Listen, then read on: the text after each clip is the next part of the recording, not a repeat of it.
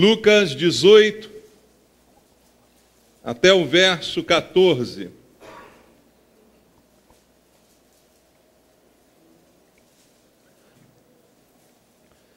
A palavra de Deus nos diz assim: disse-lhe Jesus uma parábola sobre o dever de orar sempre e nunca esmorecer. Havia em certa cidade um juiz que não temia a Deus, nem respeitava homem algum. Havia também naquela mesma cidade uma viúva que vinha ter com ele, dizendo: julga minha causa contra o meu adversário. Ele por algum tempo não a quis atender, mas depois disse consigo: bem que eu não temo a Deus, nem respeito a homem algum. Todavia, como esta viúva me importuna, julgarei a sua causa, para não suceder que por fim venha a molestar-me. Então disse o Senhor: considerai no que diz este juiz iníquo. Não fará Deus justiça aos seus escolhidos, que a ele clamam dia e noite, embora pareça demorado em defendê-los? Digo-vos que depressa lhes fará justiça. Contudo, quando vier o Filho do Homem, achará porventura fé na terra? Propôs também esta parábola a alguns que confiavam em si mesmos, por se considerarem justos, e desprezavam os outros. 2 homens subiram ao templo com o propósito de orar, um fariseu e outro publicano. O fariseu, posto em pé, orava de si para si mesmo, desta forma: ó Deus, graças te dou, porque não sou como os demais homens, roubadores, injustos e adúlteros, nem ainda como este publicano. Jejuo 2 vezes por semana e dou o dízimo de tudo quanto ganho. O publicano, estando em pé, longe não ousava nem ainda levantar os olhos ao céu, mas batia no peito, dizendo: ó Deus, sê propício a mim, pecador.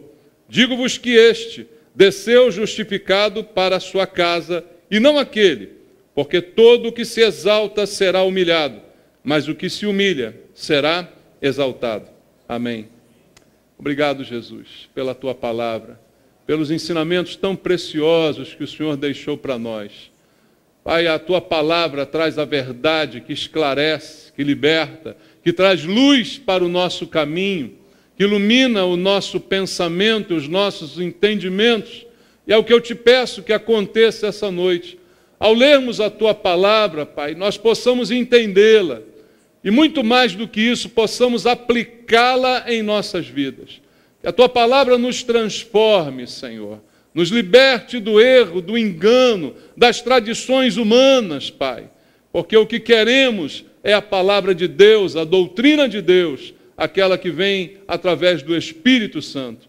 Fala ao nosso coração pelo teu Espírito. Usa a minha vida como um instrumento do Senhor. Dá-me a unção do Espírito Santo. Quebra as barreiras de entendimento, Pai. Quebra toda a opressão maligna nesse lugar, para que a tua palavra tenha livre curso aos nossos corações e produza aquilo que o Senhor deseja. Eu te peço isso junto com os meus irmãos, orando em nome de Jesus. Amém. Podem sentar, queridos. Amados, nós temos passado por momentos de oração na igreja, não é? Ainda há pouco convocava você a orar. Oramos por algumas causas, temos falado sobre oração, temos culto de oração. Todos nós sabemos a importância da oração. Mas será que precisamos ainda de alguma instrução a respeito disso? Eu creio que sim, porque estamos sujeitos a enganos, estamos sujeitos a tradições humanas, estamos sujeitos a muita contaminação com doutrinas humanas. Então, nada melhor do que olhar para a Bíblia e, melhor ainda, para as palavras que saíram diretamente da boca de Jesus, para que a gente entenda o que é oração, para que a gente possa entender como nós devemos orar. Nada melhor do que ouvir Jesus falar a respeito disso. E aqui nós lemos 2 textos, 2 parábolas contadas por Jesus a respeito do tema oração. Então, há algumas considerações importantes que esse texto vai nos mostrar e que nós devemos meditar nelas para mudar o nosso comportamento a respeito desse tema. Veja, primeira coisa importante a observar está logo no primeiro versículo que lemos do capítulo 18. Está escrito assim: disse-lhe Jesus uma parábola. E essa parábola era sobre um assunto. Qual assunto? O dever de orar sempre e nunca esmorecer. Veja, a Bíblia diz que a parábola de Jesus era sobre um dever. Veja a maneira como a Bíblia coloca a oração. Não é um favor, não é algo que eu uso quando tenho necessidade, não é uma arma, não é um produto. A oração é um dever. Você leu isso aqui na Bíblia? Foram palavras de Jesus. Então, quando oramos, não temos que ter nenhuma vantagem por causa disso. Deus não tem que nos agradecer porque estamos orando, não tem que nos recompensar porque estamos orando, porque a oração é um dever. E quando eu faço aquilo que eu devo fazer, eu não devo esperar recompensa. Concorda comigo? Dever se cumpre. Não é necessário recompensa nem pagamento por exercício de algo que eu devo fazer. Então, a primeira observação é que a oração é um dever. E Jesus diz no mesmo versículo que é um dever que eu sempre tenho que fazer e nunca devo esmorecer, me cansar, desanimar. Veja, é um dever diário, um dever que eu tenho que fazer e, como ele diz, sempre, sem cansar. Sempre é a palavra usada aqui. Eu não devo esmorecer, quer dizer, eu não devo desanimar. Por que muitos de nós desanimam nas suas orações? Qual é a causa de muitos de nós não cumprirem esse dever de casa, esse dever diário? Ou cumprirem por algum tempo e de repente se cansarem, esmorecerem nesta oração? A maior causa para esse problema, irmãos, é a falta de resposta à oração. No entender da pessoa que está orando. É a falta de resultado, é a falta de solução. Então, o que acontece é que a pessoa ora, insiste em orar, continua orando, e quando passa o tempo e ela não vê o resultado da sua oração, não vê o efeito, não vê a resposta, não vê a solução, ela esmorece, ela se cansa de orar. E Jesus sabia disso e por isso contou uma parábola para que a gente entenda que é um dever que eu não posso me recusar a praticar, independente da demora ou não em obter uma solução, uma resposta para aquilo que eu quero. E veja, pelo que diz o texto, é possível não haver resposta imediata, irmãos. É possível não haver solução imediata. Você acha que não? Deus é obrigado a me responder na hora que eu quero, do jeito que eu quero, da maneira que eu desejo? Não, não é. Então, saiba você que ao cumprir esse dever, pode ser que você não receba de volta aquilo que você deseja, no tempo que você deseja e da maneira como você deseja. E Jesus, ao contar essa parábola, ele exemplifica exatamente isso, né?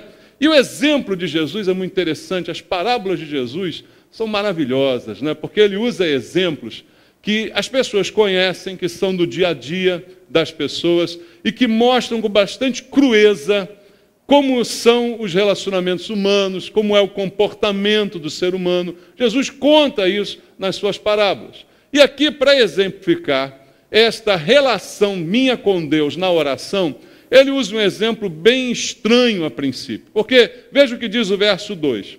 Havia em certa cidade um juiz, mas esse juiz tinha uma característica. Veja o que ele diz, um juiz que não temia a Deus, nem respeitava homem algum. Complicado um juiz assim, não é, irmãos? Parece alguns juízes nossos aqui, né? Uns que são parados na lei seca aí, depois, né? Entram na justiça contra a pessoa, porque está aí na imprensa, né? Não temia Deus, nem respeitava homem algum. É o retrato do temperamento, da moral desse juiz exemplificado por Jesus. Alguns pensam assim, esse juiz aqui na história representa Deus. Não, senhor. Esse juiz não representa Deus. Presta atenção na parábola. Jesus está contando uma história, dizendo que havia na cidade um juiz que não temia a Deus nem respeitava homem algum. Deus não é assim. É esse o seu Deus? Não, Deus não é assim. Deus vela pela sua palavra para cumprir. Não é? Deus não se contradiz, não nega a si mesmo, então ele respeita a ele mesmo. Não é? Então esse não é Deus, mas Jesus está usando um exemplo para nós podermos entender aonde ele quer chegar. E logo depois ele diz no verso 3, que na mesma cidade havia também uma viúva, que vinha ter com ele, com este juiz, dizendo, julga a minha causa contra o meu adversário.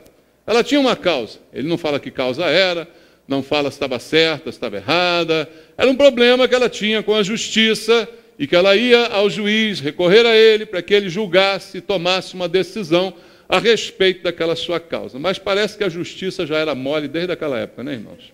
Já era emperrada, né? Parece que a coisa já não era boa desde aquela época, o processo se arrastava, e não julga, e tal, e fica lá na gaveta. A mesma coisa, a mulher vinha todos os dias insistentemente falando com aquele juiz, para que ele julgasse a sua causa. É o exemplo que Jesus dá aqui. Então, primeiro, um homem poderoso, como esse juiz, mas insensível, sem sensibilidade, sem coração, não teme a Deus, não respeita ninguém, não respeita o ser humano. Esse é o retrato desse homem, juiz, que Jesus exemplificou. E também, no segundo personagem, uma viúva. Uma viúva que naquele tempo era ainda pior ser viúva. Por quê?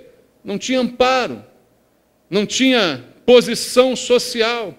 Se não tivesse um filho que pudesse cuidar dela, era uma pessoa relegada a um segundo plano na sociedade. Uma pessoa desamparada, que não tem com quem contar por causa do seu estado de viuvez.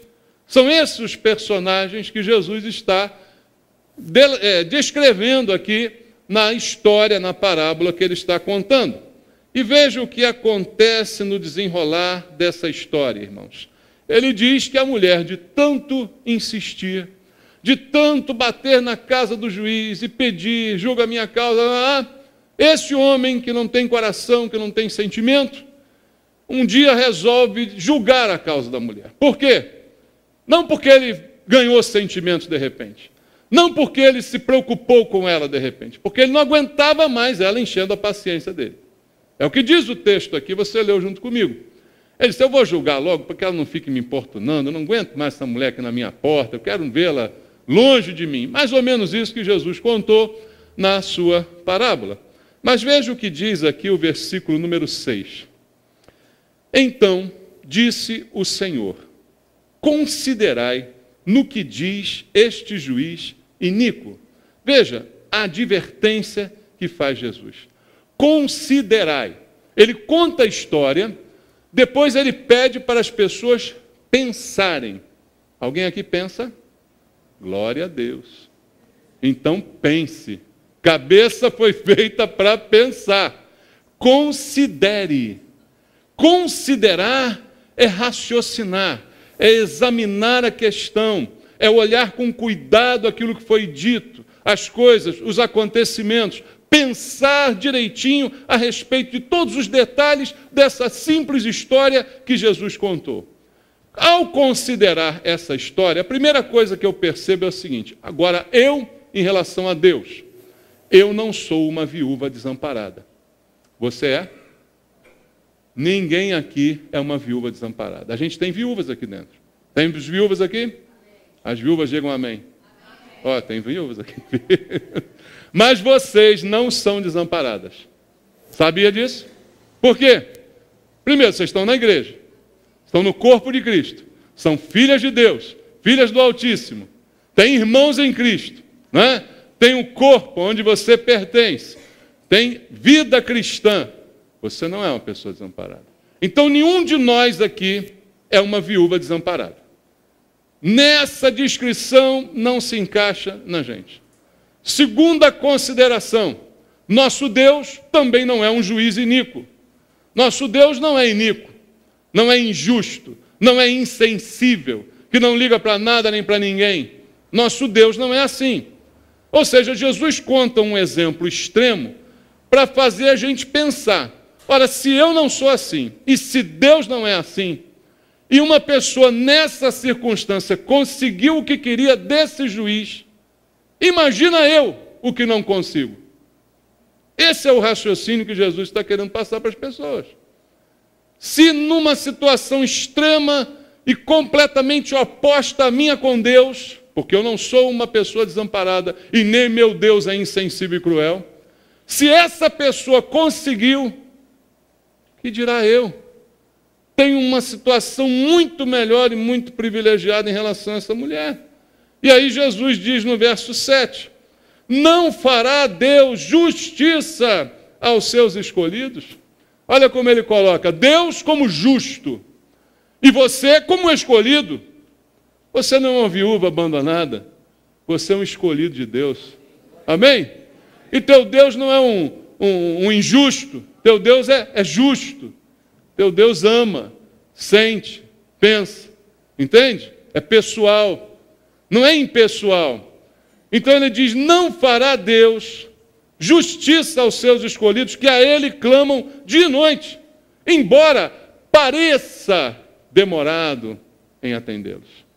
Aí ele aborda o tema que pode levar alguns a esmorecer, a demora na solução, a demora na resposta. Ele diz, parece demorado, mas não está demorado. Parece aos teus olhos, pela tua maneira de ver, de pensar, pelo teu raciocínio, parece, mas não é. Realmente não é, apenas parece. Parece demorado, mas não é demorado, porque Deus só age na hora certa. Deus sabe o desenrolar de todas as coisas, e Ele sempre faz tudo certo na hora certa. Então, se você não é uma viúva abandonada nem desamparada, e se teu Deus não é injusto, Ele não fará justiça depressa aos seus escolhidos, que a Ele clamam dia e noite, que a Ele cumprem o dever de orar sempre, sem cessar, sem esmorecer, que Jesus está ensinando para a gente, que vale a pena orar, irmãos, porque nós somos escolhidos de Deus, porque nosso Deus é justo e ouve as nossas orações. Vale a pena cumprir o nosso dever, sempre vale a pena cumprir o dever. É o que Jesus está ensinando com essa parábola. Embora possa aparentemente demorar aquilo que eu espero. Versículo 8, ele diz, digo-vos que depressa lhes fará justiça. Olha como é ao contrário do que eu imagino. Eu acho que está demorando, mas Jesus diz, é depressa. Deus está agindo depressa ao seu favor. Ah, pastor, mas está demorando tanto, está demorando para você. Mas para Deus está certinho, está até adiantado. Tá bom? Para Deus está depressa. Mas o teu relógio não é igual ao relógio de Deus. Esse é o problema da sua vida. Como o teu relógio não é igual ao relógio de Deus, você acha que Deus está demorando. Mas Jesus diz, Deus está agindo depressa. Deus tem pressa em nos abençoar, sabia? Deus tem pressa em agir na nossa vida, irmãos. Mas para muitos de nós parece estar demorado. Então, todo esse processo dito aqui por Jesus se resume aqui no verso 8, quando ele diz, contudo, quando vier o Filho do Homem, achará porventura o que na terra? Fé? É a pergunta que ele faz. Ora, o que tem isso a ver com oração? Tem tudo a ver. Oração é uma questão de fé. Cumprir esse dever é uma questão de fé. Por que alguém para de cumprir o dever? Porque não acredita mais que vale a pena cumprir o dever. Tudo é uma questão de fé. Por exemplo, no nosso país, nós cumprimos as nossas obrigações sociais, nossa responsabilidade com impostos, com tudo aquilo.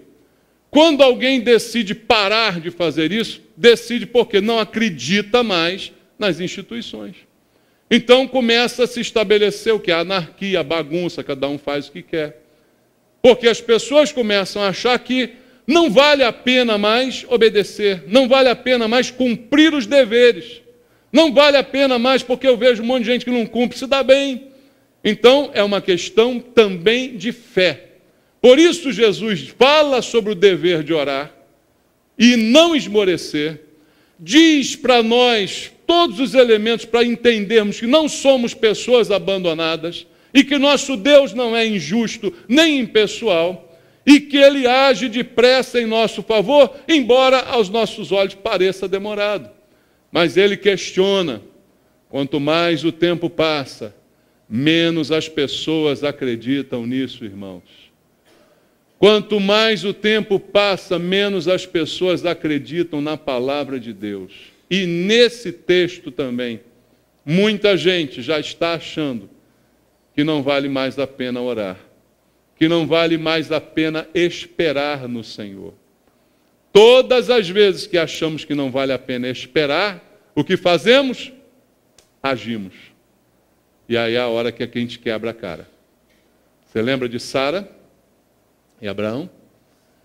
Não vai demorar, é impossível que essa promessa de Deus se cumpra. Vamos dar o nosso jeito? Tem um monte de exemplo assim na Bíblia. Vamos dar o nosso jeito? Quer dizer o quê? Não acreditamos em Deus. Não acreditamos que vale a pena orar. Não acreditamos que vale a pena permanecer orando e não cansar de orar, mesmo quando não há resposta imediata no tempo que queremos. Por isso, a questão final de Jesus é: por acaso, porventura, quando vier o Filho do Homem, ele está falando da sua segunda vinda, ainda vai encontrar fé? Irmãos, olha o quadro que Jesus está pintando para a sua segunda vinda.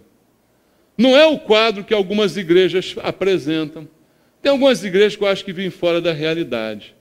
Não, o Brasil é do Senhor Jesus, nós vamos ganhar o Brasil, todo mundo vai virar evangélico e tal, a igreja vai bombar. Irmão, Jesus está perguntando se quando ele voltar, ainda vai ter fé na terra. Pode até ter igreja, mas existe igreja sem fé. Pode até ter crente, evangélico, sei lá o nome que você quer dar. Mas existe gente que se diz crente, evangélico, mas não tem fé. Para de orar, para de esperar, para de confiar. Não é, irmãos? E ele questiona: quando eu voltar, ainda vai haver fé na terra? Ainda vai haver alguém cumprindo esse dever, independente do estímulo? Porque o que estimula é o resultado. Eu vou orar porque sempre que eu oro, Deus me abençoa. Então esse é o meu estímulo para orar. Está errado. Está errado. Porque quando você orar e a bênção não chegar no tempo que você deseja, ou não chegar nunca, e aí você para? Então você não ora porque Deus mandou. Você ora porque você quer ser abençoado. É muito diferente. Jesus está falando de um dever. E nem todo dever a gente cumpre com alegria. É bom quando a gente junta as duas coisas. É ou não é? A melhor coisa é quando você faz os seus deveres com prazer, com alegria. Porque eles não se tornam pesados para você. Mas nem tudo é assim. Amanhã você tem que ir para o trabalho. Pode ser que você tenha uma tremenda alegria em estar no seu trabalho, mas pode ser que você faça uma coisa que você não gosta, pode ser que você...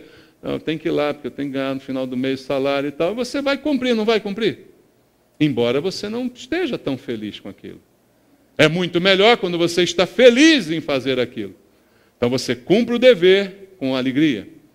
Em relação à oração, deveria ser assim. Mas porque a fé está diminuindo, e quando diminui a fé, diminui o entendimento de Deus, diminui o conhecimento de Deus. Não há conhecimento de Deus sem fé. A fé nos revela quem é Deus. Sabia disso? Não há conhecimento de Deus sem fé. É a fé que nos revela quem é Deus. Você não confia em alguém que você não conhece. Você só confia em alguém que você conhece. E como você conhece Deus? Pela fé. Então é a fé que alimenta isso. E como a fé está diminuindo também o prazer em obedecer a Deus. Está diminuindo também a alegria em cumprir o dever. Há pessoas hoje na igreja que já acham assim, não, nada é obrigado, tudo é voluntário. Porque eu tenho dificuldade em encarar alguma coisa como obrigação. Eu tenho dificuldade em encarar.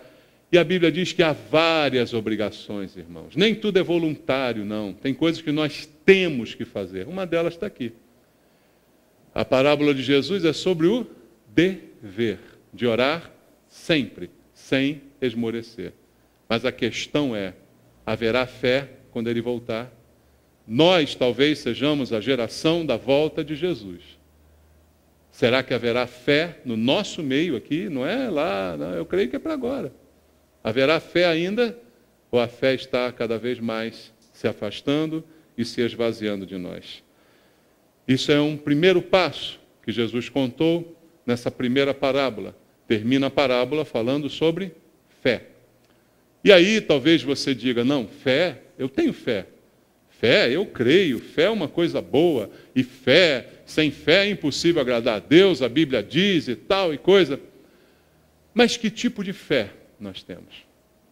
Veja, não é importante apenas ter fé, mas é importante saber que tipo de fé eu tenho. Porque existem vários tipos. O que você acha? Tem vários tipos de fé? Você, quando era do mundo, você fazia uma fezinha no bicho, não fazia? Fala para mim, sem medo de... sem vergonha. Fazia, não fazia lá, bota aí, né? Sonhava com a cobra, bota sonhava com a sogra, bota na cobra aí, 10, cerca pelos 12, né? Não fazia essas coisas? Você fazia. Então era fé, não era fé? Jogava na Mega Sena, por quê? Você tinha fé. Ah, vou jogar aqui, quem sabe, né? Vai sair aqui a Mega Sena para mim. Então você tinha fé. Existem vários tipos de fé, não é? Então Jesus, ao falar sobre a fé, imediatamente depois começa uma outra parábola. Para que essa outra parábola? Também relacionada à oração, também relacionada à fé. Mas agora ele vai definir o tipo de fé que ele quer encontrar quando ele voltar. Não é qualquer fé. Jesus não quer voltar aqui na terra e encontrar todo mundo jogando no bicho. Aí ele achou fé na terra. Será que é isso? Talvez até aconteça isso. Talvez quando ele volte, tenha todo mundo jogando em tudo que é coisa, né? Tenha todos os crentes na fila da loteria, pode ser. E quando ele volte, as coisas estejam assim. Mas isso não é a fé que ele quer encontrar. Então, ele vai começar a explicar que tipo de fé ele quer. Aí o versículo 9 diz assim: propôs também esta parábola a alguns. Esses alguns faziam o quê? Confiavam em si mesmos. Confiar vem de fé. Sabia disso? A palavra confiança vem do mesmo radical, fé. Essas pessoas tinham fé, mas tinham fé em quem? Em si mesmas. Elas não tinham fé em Deus. Então ele também conta uma parábola, agora focando nesse tipo de gente, que tem uma fé distorcida, uma fé em si mesmas. Por que elas têm fé em si mesmas, ao invés de ter fé em Deus? Porque elas se achavam justas e desprezavam os outros. Veja o problema da fé. Fazia com que essas pessoas reverenciassem a si mesmas, porque se achavam justas, porque se achavam melhores do que as outras. Desprezavam as outras pessoas. Achavam que todos eram errados e só ela era certa. Então ela tinha um tipo de fé que produzia nela uma confiança nela mesma, no seu potencial, na sua religiosidade, no que ela podia fazer, no seu raciocínio, na sua inteligência, em todas as suas qualidades. Essas pessoas tinham fé em si mesmas. E mais uma vez, isso é um problema do nosso tempo, irmãos. Hoje, como eu disse, tem muita gente virando evangélica. Tem ou não tem? Mas não necessariamente com fé em Deus. Tem muita gente com fé em si mesma, porque frequenta a igreja que ensina as pessoas a terem fé. Você já viu a igreja que ensina a pessoa a ter fé? Como é que a igreja pode ensinar alguém a ter fé? Me diga isso, irmão. Né? Mas tem igreja que ensina a pessoa a ter fé. Mas como é que é? Ela faz exercício de fé. Ela é ensinada a declarar palavras, ela é ensinada a assumir comportamentos, ela é ensinada a fazer certas simpatias, né? Certos patuais evangélicos, mas patuais, né? Para que ela consiga os seus objetivos. Então ela é levada a acreditar que ela é melhor do que os outros. Os crentes dessas igrejas se acham melhores que você, sabia? Você é um idiota porque você está nessa igreja aqui. Se você fosse inteligente, você estaria naquela igreja lá. Porque lá que a fé é viva. Porque lá a gente declara a fé, a gente traz à existência as coisas que não existem. Você é um idiota por estar nessa igreja. Eles se acham melhores do que você. Porque eles acham que eles entendem de fé muito melhor do que você. E como sem fé é impossível agradar a Deus, eles estão mais perto do homem. Né? Eles estão mais íntimos do homem. O homem lá de cima. Né? Então, eles falam e as coisas acontecem.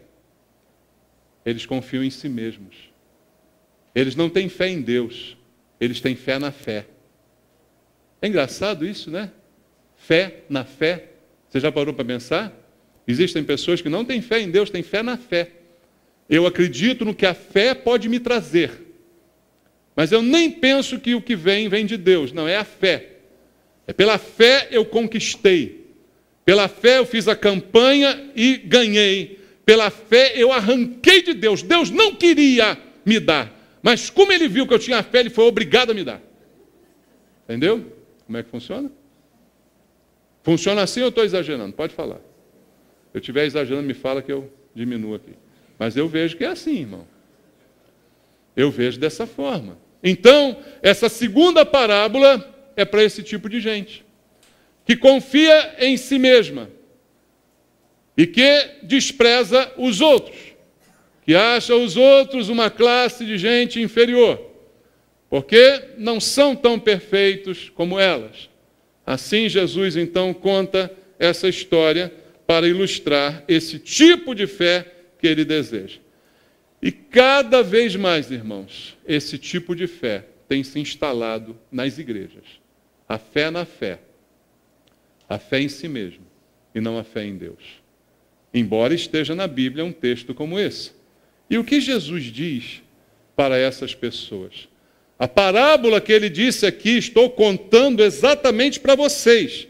Propôs também esta parábola a alguns que confiavam em si mesmos. Ou seja, essa parábola ele está contando diretamente para essas pessoas. E o pior é o seguinte, Jesus está falando com a pessoa e a pessoa está fazendo de conta que não é com ela. A pessoa está fazendo de conta que não está ouvindo. Mas Jesus está falando com a pessoa. Veja só, irmãos, o que ele diz para essas pessoas. Versículo 11. O fariseu posto em pé, orava. Olha ele obedecendo aí o dever. Está orando. Está ou não está orando? Está. Orava, mas com um detalhe. De si para si mesmo. Por quê? Ele tem fé nele. Ele tem confiança nele. Ele vai orar a Deus. Ele vai orar para ele mesmo. O santo é ele, entendeu? Ele é o santo que ele coloca no andor. Ele leva um retratinho dele na própria carteira. Ele olha e diz, eu me amo, eu me adoro. Eu sou bom demais, eu sou o cara. É assim que ele faz o dia todo, entende? Então ele ora de si para si mesmo. Ele vai orar dele para ele mesmo dessa forma. Olha a oração dele, que coisa maravilhosa. Ó Deus! Tem Deus na oração. Mas Deus é só uma linha de fundo, entendeu? Porque o negócio dele é com ele mesmo. Ele é o Deus dele mesmo, né? Ó Deus, graças te dou. Obrigado, Senhor. Porque eu não sou como os demais. Roubadores, injustos, adúlteros, nem ainda como este publicano aqui do meu lado, que eu não sei nem como é que deixar ele entrar na igreja. Está aqui, ó, essa praga. E é graças a Deus que eu não sou igual a essa praga que está aqui do meu lado. Por quê, Senhor? Porque eu jejuo 2 vezes por semana. Eu dou o dízimo de tudo que eu ganho tintim por tintim, certinho nos centavos. Graças a Deus porque o Senhor me fez assim. Graças a Deus porque eu não sou como os demais, nem como essa praga aqui do meu lado. Obrigado, Senhor, porque eu jejuo, porque eu faço, eu isso, eu aquilo outro. Eu. Essa é a fé que ele tem. Então, o que ele mostra nessa oração aqui? O que ele mostra? Ele mostra, irmãos, simplesmente o seguinte: autossuficiência e independência. Deus é um papel coadjuvante nessa história. Na verdade, ele é tudo nessa história. Ele é o protagonista dessa história. Ele é que jejua, ele é que dá o dízimo, ele que não rouba, ele que não adultera, ele que não faz nada. Ele é o cara. Deus é um acessório na história, entende? Então, o que essa oração mostra? Ela mostra independência, e ela mostra autossuficiência, ela mostra orgulho, ela mostra soberba, ela mostra tudo isso, embora seja uma oração. A princípio está cumprindo o dever. Irmãos, algumas pessoas cumprem o dever. Cumprem ou não cumprem? Cumprem. Mas de qualquer jeito. Né, irmãos? Você amanhã pode ir lá no seu trabalho cumprir o seu dever. Você vai chegar lá, vai bater o ponto. Né? Você vai chegar as coisas para você vai fazer. Mas vai fazer, sabe como é que você faz assim? Né? De qualquer jeito. Doido para dar a hora, né? Você não vai fazer o melhor, você não vai fazer com cuidado, você não vai fazer com atenção. Você vai fazer porque você está querendo que chegue o dia 30. Não é isso? Então você vai cumprir o dever, mas vai cumprir de qualquer jeito. O fariseu cumpriu o dever. Aonde é que ele está? No templo. O que ele está fazendo? Orando. O cara é um santo. Esse é o homem. Aonde você vai encontrá-lo sempre? No templo. Fazendo o quê? Orando. O que você pode dizer desse homem? Mas Jesus está aqui dizendo que ele estava fazendo isso tudo para ele mesmo e não para Deus. Foi Jesus que falou, de si para si mesmo. E na história, Jesus conta a história de um outro camarada bem diferente desse primeiro. Um camarada intitulado Publicano. Publicano mal visto. Era como se fosse assim, sei lá, um cara do mensalão do PT. Sabe como é que é? Assim, um cara mal visto na história, né? É o cara que leva vantagem, é o cara que pega debaixo do pano, é o cara que cobra mais do que deve, é o cara que leva propina, é o cara que é rico porque tudo que ele tem foi ganho com roubo, foi ganho passando os outros para trás. É o publicano. Essa é a figura do publicano, o cobrador de impostos, funcionário do Império Romano, que cobrava impostos para os romanos, mesmo sendo um judeu, e negociava esses impostos por baixo do pano. É esse cara que Jesus coloca como personagem da história. E o versículo 3 diz assim, 13, diz assim: o publicano, estando em pé, aonde? Longe. Longe, porque se ele chega perto do fariseu, o fariseu dorme na bolacha. Fala sério. Né? Eu não sou como esse aí, só que ele estava lá atrás, longe dele, longe, porque se estivesse perto, levava a mãozada. Ele está longe, lá atrás, por quê? Não ousava nem ainda levantar os olhos aos céus.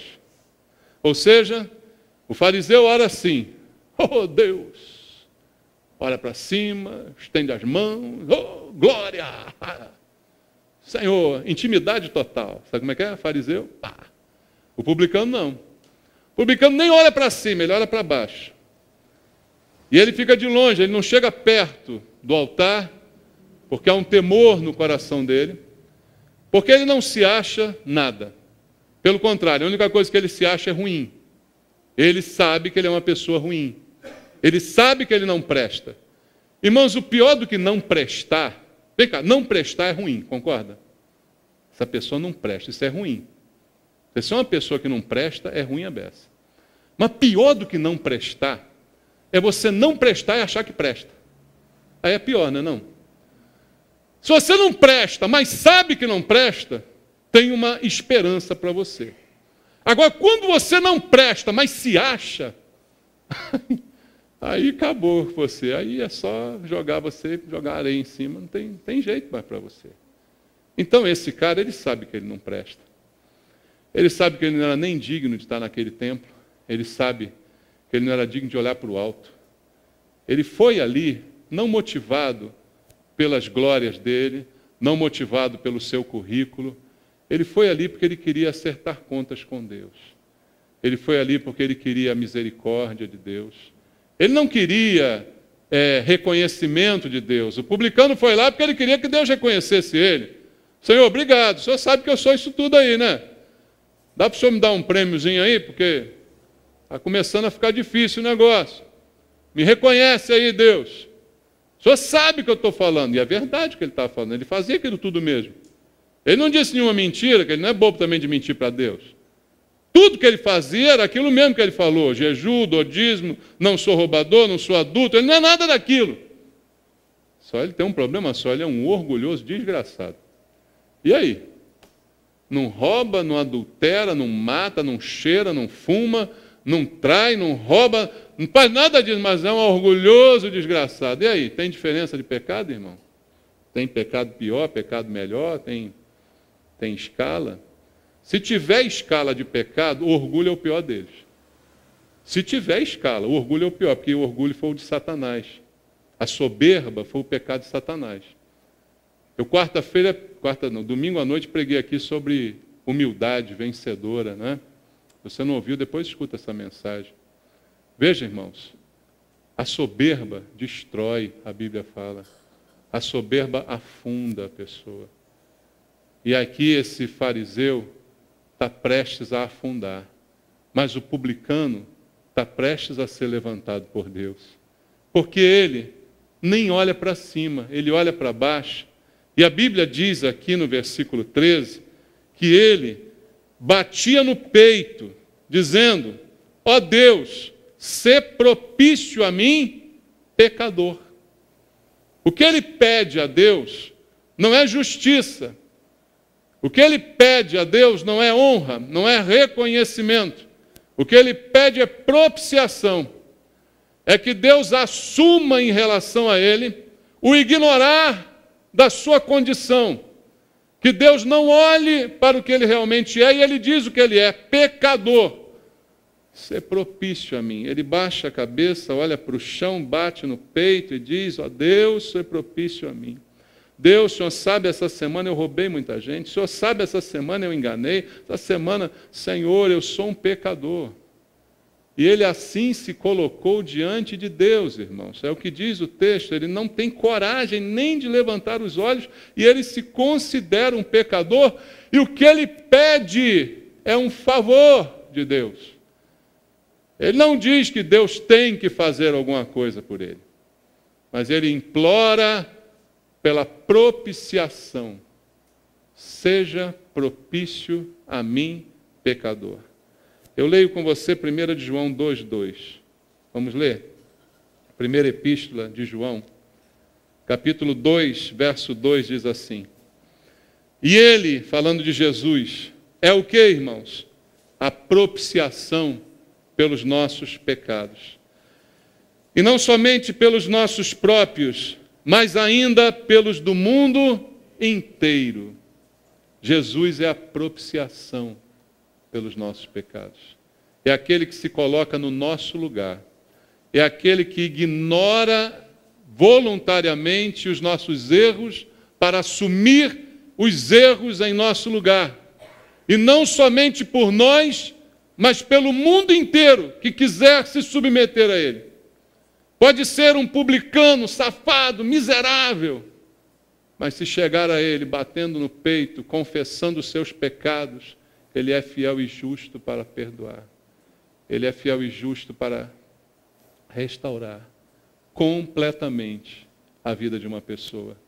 E esse pecador que foi ao templo em oração, teve um resultado para a sua oração. E o Senhor Jesus é muito simples ao falar sobre isso. No versículo 14, ele diz assim, digo-vos que este desceu como justificado para a sua casa e não aquele. Olha o problema daquele, irmãos. Porque todo o que se exalta será humilhado, mas o que se humilha será exaltado. Olha o que Jesus diz àqueles que confiam em si mesmos ao invés de confiar em Deus. Olha o que Jesus está contando, essa história para aqueles que têm fé na fé e não fé em Deus. Tem fé no seu comportamento, nos seus méritos e não fé em Deus. Olha o que ele está ensinando. Que aquele que ninguém dava nada por ele, aquele que era um rejeitado, um abandonado, como se colocou diante de Deus nesta real situação, foi justificado para a sua casa. Ou seja, ele saiu daquele templo como um homem justo, não mais como um publicano safado, ladrão, sem vergonha, roubador, aproveitador. Não mais assim. Ele foi para casa justificado. Pode ser que aos olhos dos vizinhos ele ainda seja um publicano, safado, tudo aquilo que eu disse. Mas aos olhos de Deus, ele agora é um homem justo. Porque Deus foi a propiciação pelos seus pecados. Porque Jesus foi a propiciação. Irmãos, nenhum de nós é salvo pelos seus méritos. Nenhum de nós é salvo porque era tão bonzinho que merecia ser salvo. Jesus é a propiciação não somente pelos nossos, mas pelo do mundo inteiro. Todos que hoje são salvos porque Jesus foi a propiciação pelos seus pecados. Jesus tomou a culpa que era sua. Então você foi justificado. Você não era justo, não é justo e nunca será justo. Você é considerado justo por Deus. É muito diferente. Pelos outros você ainda é malquisto. Mas por Deus, agora você é considerado justo. Mas você não se tornou justo. Você foi justificado. Justiça te foi atribuída. Porque Jesus é a propiciação pelos teus pecados. Ele ensinou isso, irmãos, para essas pessoas. Então, queridos, o que eu concluo? Primeiro eu devo orar. Não importa o tempo que passe, não importa se a resposta venha do jeito que eu quero ou do jeito que eu não quero, não importa se eu receba ou se eu não receba, eu devo orar. Porque eu preciso que a minha oração seja alimentada pela fé que eu tenho em Deus, para que quando ele chegar, encontre ainda em mim, pelo menos, fé. E eu não tenho fé em mim mesmo, nem nos meus méritos, nem na minha religiosidade, nem na minha postura religiosa cristã. Eu tenho fé em Deus que me justifica, que me tirou da iniquidade e substituiu os meus pecados. Me substituiu na pena que deveria ser paga por mim. Então, Deus está terminando esse texto dizendo assim para nós: todo que se exalta será humilhado. Todo. Mas quem se humilha será exaltado. Domingo eu disse, humildade vencedora. Hoje você está ouvindo, humildade é que te fará vencer. Humildade é que vai mudar as coisas a teu favor. Qualquer altivez que se levante contra Deus será punida, será rebaixada, será colocada no seu devido lugar. Então, amados, Deus não está à busca de competidores com Ele, que se exalte, que orem de si para si mesmos, que louvem a si mesmos. Deus não está procurando pessoas assim. A Bíblia diz que Deus está procurando adoradores verdadeiros, que o adorem em espírito e em verdade. Não pessoas que adoram a si mesmas, adoram a religião, adoram a religiosidade, gostam da sua posição, como Jesus tantas vezes falou dos fariseus. Gostam de orar em pé, gostam dos primeiros lugares nas sinagogas, gostam do aplauso dos homens, gostam do reconhecimento das pessoas, gostam de ser tidos como pessoas boas. Jesus não está procurando competidores. Jesus está procurando adoradores e que Ele encontre em nós. E a única coisa que Deus requer de nós é fé.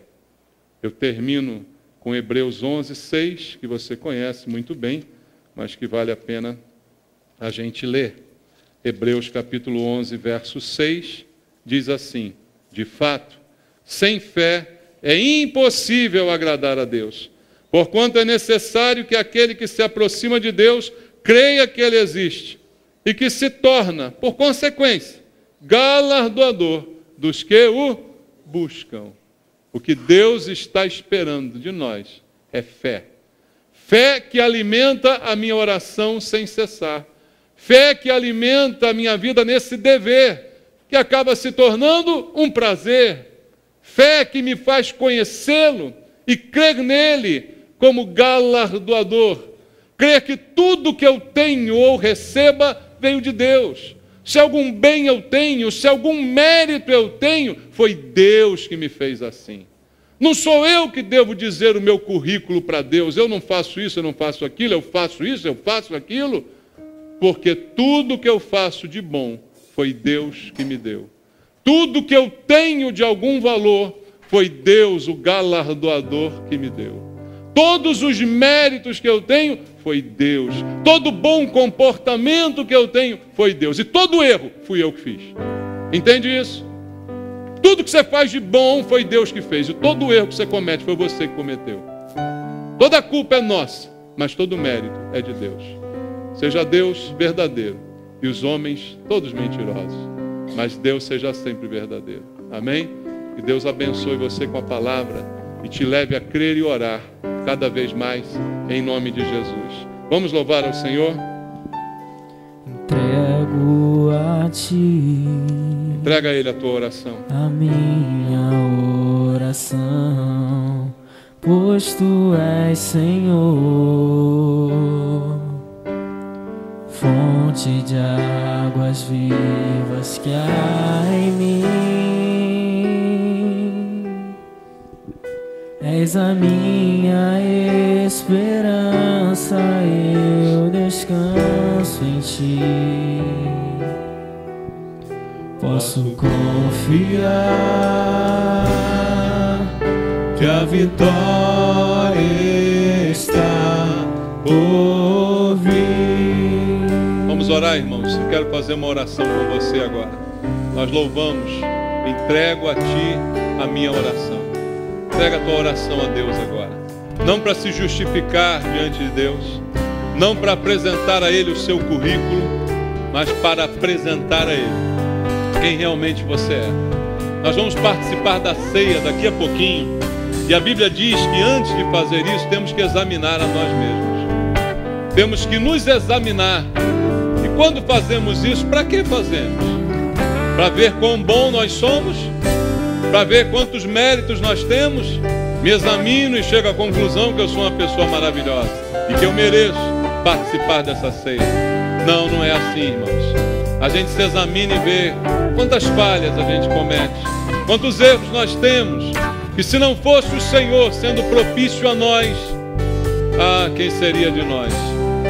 A única forma de irmos justificados para as nossas casas será realmente apresentar a Deus quem nós somos, sem máscara, sem disfarces, e falar com Deus claramente sobre os nossos erros, sobre os nossos pecados, que Ele já sabe. Ninguém se examina para contar uma novidade para Deus. A gente se examina para mostrar a Deus o que Ele já sabe sobre nós, apenas para dizer: agora eu sei também, Senhor. Tudo que o Senhor já sabia, agora eu sei, porque eu me examinei, eu vi como eu sou ruim, Senhor, como realmente eu não presto diante do Senhor. Mas como o Senhor foi tão bom e foi propício a mim e me justificou, agora sou justo pela Tua graça, Senhor, pela Tua misericórdia. O Senhor me deu utilidade, o Senhor permite que eu faça alguma coisa na Tua obra, na Tua casa. Pai, o Senhor é tão bom para mim, mesmo sem eu merecer. Você examine teu coração agora. Eu quero orar por você. Pai, em nome de Jesus, fala conosco, Senhor, através do Espírito Santo. Tira de nós, Senhor, essa independência. Tira de nós essa vaidade, esse orgulho, essa fé direcionada para nós mesmos, essa confiança em nós mesmos, Pai, essa fé na fé. Tira de nós essas coisas, Pai. Não queremos ter a maior fé do mundo, porque não é necessário. A palavra diz que apenas do tamanho de um grão de mostarda já seria o suficiente. E é isso que queremos, apenas crer, mas crer no Senhor, não em nós. Crer na Tua palavra, Pai. não em nós mesmos. Crer na dependência que temos do Senhor para sermos alguma coisa. Pai Santo, fala ao coração dos teus filhos essa noite. Que a tua palavra produza uma mudança de vida, de atitude. Que ela traga verdade, Pai. Que ela abra os nossos olhos para enxergarmos não o outro, mas a nós mesmos, Pai. Não deixa que sejamos como o fariseu, apontando para o outro, olhando para o outro. Mas que a tua palavra abra os nossos olhos para que possamos olhar para nós mesmos, Senhor. E possamos examinar o coração e nos render completamente, nos humilhar na tua presença, para que assim possamos ser exaltados. Eu te peço isso por mim e por cada irmão aqui. Fala pelo Espírito Santo e muda o que tem que ser mudado na atitude do coração de cada um de nós. Eu te peço isso em nome de Jesus. Amém. Deus abençoe você. Vamos louvar ao Senhor. Os irmãos vão distribuir a ceia. Entrego a ti a minha oração, pois tu és Senhor, fonte de águas vivas que há em mim. És a minha esperança, eu descanso em ti. Posso confiar que a vitória está por vir. Seguro estou em ti, tu és o Deus de amor. Eu não temerei o mal, tu és o grande eu sou. Eu ergo as minhas mãos, preciso receber a tua palavra, Deus, que me fará vencer. Seguro estou em ti, tu és o Deus de amor. Eu não temerei o mal, tu és o grande eu sou. Eu ergo as minhas mãos, preciso receber a tua palavra, Deus, que me fará vencer. A tua palavra, Deus, que me fará vencer.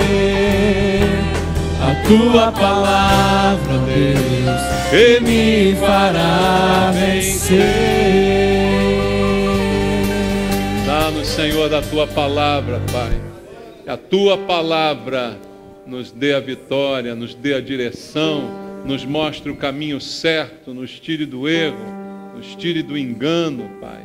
A tua palavra leve o teu povo à vitória, em nome de Jesus. Louvado seja Deus. Pensa no privilégio, irmãos, que nós temos de participar da ceia. Nenhum de nós merece participar da ceia. Se for por merecimento, nenhum de nós merecia nem estar aqui. A questão não é mérito. Jesus morreu por nós.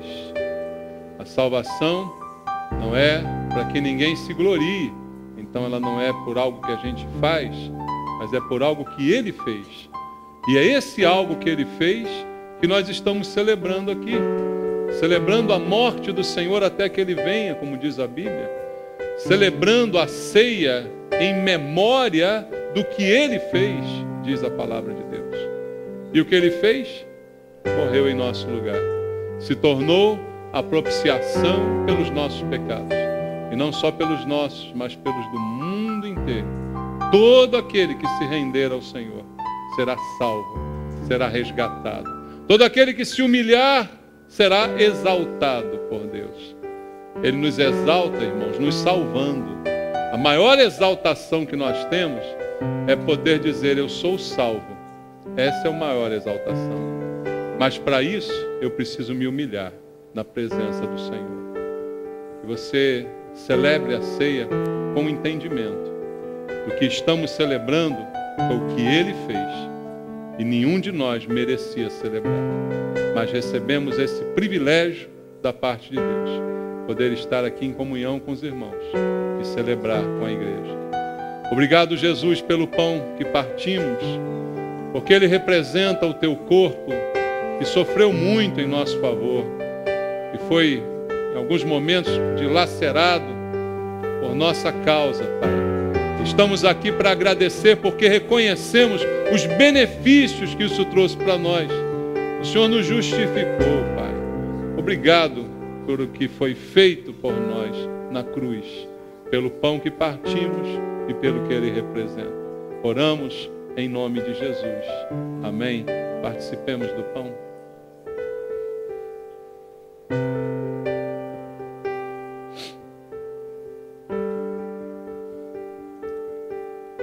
Da mesma maneira, temos em mãos o cálice, que a Bíblia diz ser o cálice da nova aliança, feita através do sangue de Jesus, sangue vertido para a remissão dos nossos pecados. É através do sangue de Jesus que nós temos propiciação. O sangue aspergido se torna propiciação. Assim era desde a época do tabernáculo, quando o sangue era aspergido sobre a arca da aliança.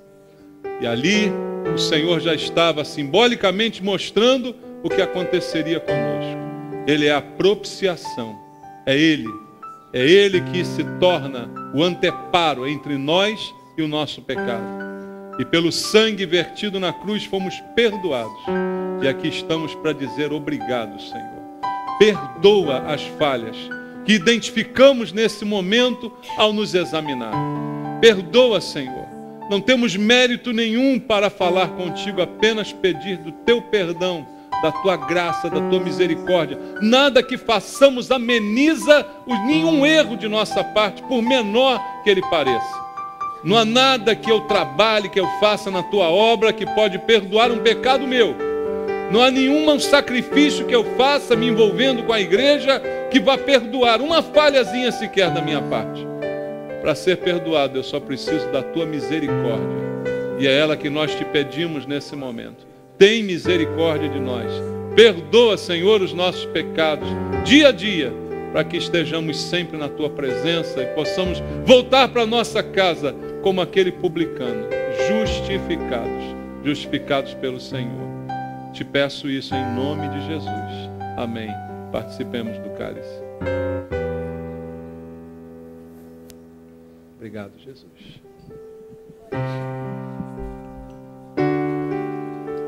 Entrego a ti. Obrigado, Senhor.